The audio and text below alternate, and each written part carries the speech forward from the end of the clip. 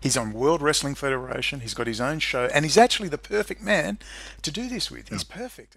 Israel. Well, I guess when you put it all together with the contracts, he's sitting there in Syria, and maybe Syria girl's still going to support Putin, is she? All these players with their 100,000 subscribers, are they going to keep supporting Putin and Trump? Are they still going to have this delusion? Then they've got to look at Iran then, because Iran is deep in bed with Putin. So you're going to have to really, and China, when I was in Tehran, I was there in Tehran walking the streets, and there were Chinese businessmen everywhere. And I mean everywhere. You walk into the planes from Kuala Lumpur, flying straight to business class, full of Chinese businessmen. So China is all over Iran, Russia's all over Iran, and they're all in bed with Netanyahu. There's Netanyahu, one belt, one road. We're going to team our high technology, which we stole off the United States, and we're going to team that up with the productive capacity of India and China. If that's not a slap in the face to America, I don't know what is. And to the United States Marine Corps, what's it going to take for you to wake up, and what's it going to take for people to work out that Trump does not work for the United States? Yeah, and can you restate the two narratives that people should really just tune in on and not be distracted with a lot of the other nonsense going on? Well, use the current narrative. It's a racist apartheid state of Israel. That's already the narrative. It's already there for you. You can just walk over and start building on that foundation. And you're then going to get rid of the Adolf Hitler, get rid of the white race, white nationalist stuff, and just focus on Israel. We'll fight about that stuff later when we've got a boat to fight over. Well, Israel must be exposed as the most horrendous human rights abuser based in their own holy books. It's in their own holy books, which infects their culture. So that's the first pillar, pointing out it's a racist apartheid state with its foundation in the terrorist handbooks, in the literal terrorist psychotic handbooks of the Babylonian Talmud, the Shulchan Aruch, and books of Zohar or Kabbalah, Jewish mysticism. And their rabbinic elite at the top, this is not a marginalized demand, this is the rabbinic elite are saying things like, the only reason God made non-Jews was to be our slaves. And that we are so low, we're not even human beings. And you can take someone's heart. You can literally, they have a rabbinic commentary than the fact that if you need the heart of a non-Jew, you can kill them and take it. Now, for most people, this is just absurd. You don't believe it, but this is the case, and we need to focus on that aspect. The second pillar is, of course, which will split Americans and specifically split the American military and the American intelligence community and ideally the American politicians away from Israel, is that it is stealing all that US taxpayer-funded high technology, or it is being given, or they are basically redeveloping it and on-selling to the supposed military and economic competitors of America, which is China, India, and the whole Far East, and Russia, and Iran too.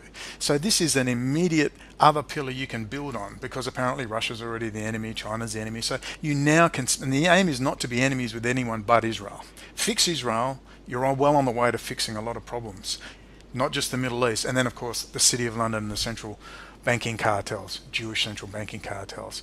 And those are the twin pillars, their own racist apartheid state and their own filth and depravity, and to the Israeli high technology sector and how all the new AI is being developed, not just in Israel under the Telpiot program and other programs, Zohar's Zissapel, Rad Group. You actually have leaders of industry within Massachusetts Institute of Technology, Jet Propulsion Laboratories, Google Analytics. It's the same people, graduates of Unit 8200, graduates of all these different, even the 3-year data intercept, electronic data intercept courses, spying courses.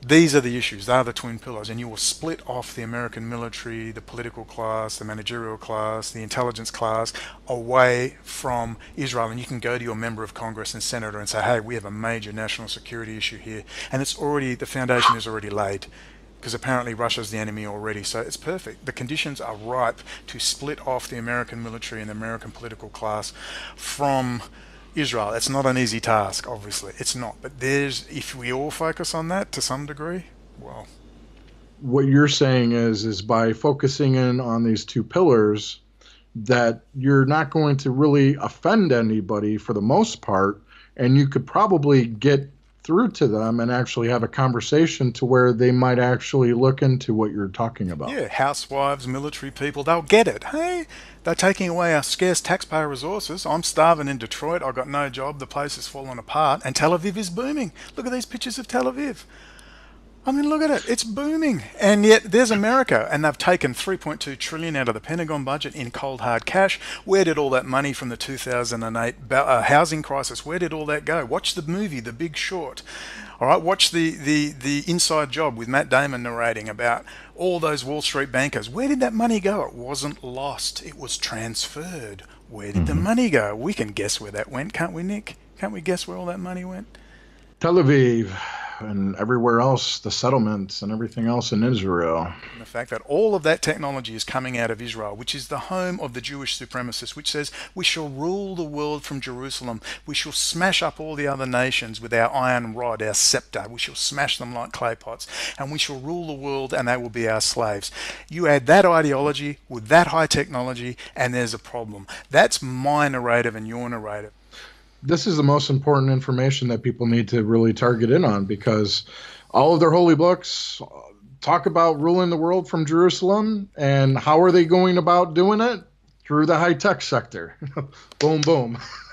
Simple. And then to add it all up, they're doing it right in front of you and bragging about it. They're bragging about it. We don't need America anymore. We got China and India and and Well, people America's. are standing in lines for their enslavement. You know, they want to get that new iPhone. You know, they're part of that sheep mindset where Yeah. they're drawn to the trinkets and the electronics. We also need to link the narrative that when you're standing in Detroit and Detroit is falling down around you, when it was a prosperous place, particularly where blacks and minorities went to work in the steel factories and the car factories, what happened? It wasn't an accident. Those jobs were sent to China. And the same people that are sending the American high technology sector to Israel, Silicon Wadi from Silicon Valley, well, those are the same people from the University of Chicago School of Economics who sent your manufacturing and they sent your heavy industry and they sent your steel making overseas. The same people again, and this is why you got to warn American Jews when people wake up, if they collapse the US economy, you are going to be the scapegoat. And Bibi wants to do it because he wants you running. Putin wants you to do it. He wants you running to Russia and he wants you running to Israel so you can fulfill the Greater Israel Project. So you better wake up. Let me ask you quickly, Nick, we've got 20 or so minutes. We want to try and keep it to an hour. The narrative that we should follow with Trump. Is Trump going to be the fall guy when they collapse the US economy? Which I'm not sure they'll do it really deep, but they'll do it enough to maybe reinstitute the Putin strongman routine whereby Russia was gutted in 92. It was gutted by the IMF. It was in disarray and everyone went, damn democracy. And along comes Putin and his FSB, KGB, Soviet era buddies. And they reinstitute the strongman. They take control of the country and everyone's happy. Are they going to try that in the US? And if they are, is Trump the fall guy? Or as I suspect, Trump is actually going to be the Putin. They're going to try and build Trump up as the Putin savior, and they're going to after a drop in the economy, they're going to reinvigorate it and put Trump forward as the hero. Because just to clarify, the same people tearing Trump down in the media are actually the same people and the same clique that are actually running and controlling the media who actually built him up. That's true. And even Jeff Zucker from CNN, where CNN seems to be the one that attacks the Trumpkins the most and Donald Trump, where it was Jeff Zucker from CNN who uplifted Trump the entire time. So it's playing along with the dialectic. So it's a Well, theater.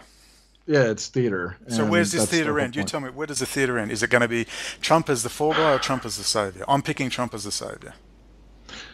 Well, I don't have too many high hopes with this administration. Unfortunately, I think he's going to be the fall guy. Japan signed an industrial R&D collaboration agreement with Israel, making the Jewish state the first country Japan has signed such an agreement with. Israel likewise signed a landmark bilateral trade plan with China in May. So interesting how they included that in the article at the very bottom of an article about Putin and his support of Israel. Nice how they hid that right there at the bottom if people didn't read the entire article. Isn't it great? But Putin's going to save us. So basically, some have said in the worst case that the US will be literally collapsed into a just post-Soviet chaos. Worst case, filled with Fuma camps, literal Bolshevik execution style stuff, and that's the worst case. And there's Israel, Greater Israel building up, and then of course BB can get all those top quality Jewish electrical engineers, many of whom are loyal American Jews who enjoy their life, never been to Israel, couldn't give a damn, and are surfing and skiing.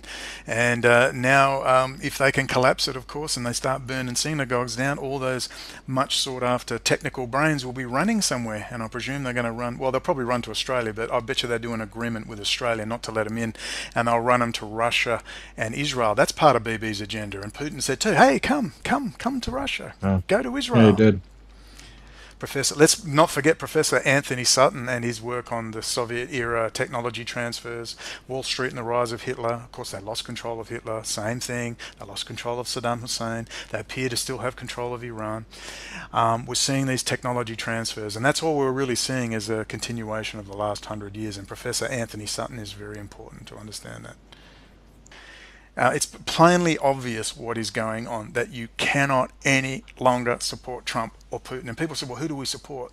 Hillary Clinton? I said, no, that Hillary Clinton's there so that you vote for Trump because they don't want a viable alternative. Even Bernie Sanders would thrash Donald Trump. She's being Right. kept there because she's keeping everyone going, well, we don't want Hillary, anyone but Hillary. But the point is, it's not about replacing him. It's about looking at who he is. Would you agree? It's about stop looking Yeah. for a solution. We're just pointing out that he is what he is. I don't know what the solution is, except to keep telling the truth. But yeah, the thing is, we're just here to educate and pretty much tell it how we see it, and you can run with it or you can have your blinders on. That's your choice. Well, here's a quote from the CEO of Cambridge Analytica, which we are going to discuss in more detail next week. Pretty much every message that Trump put out was data driven, says Cambridge Analytica CEO Alexander Nix.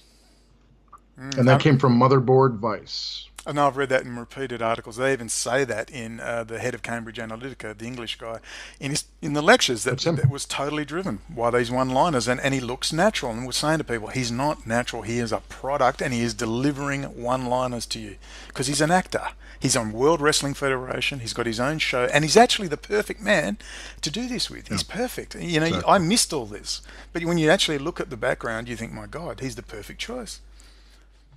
Exactly.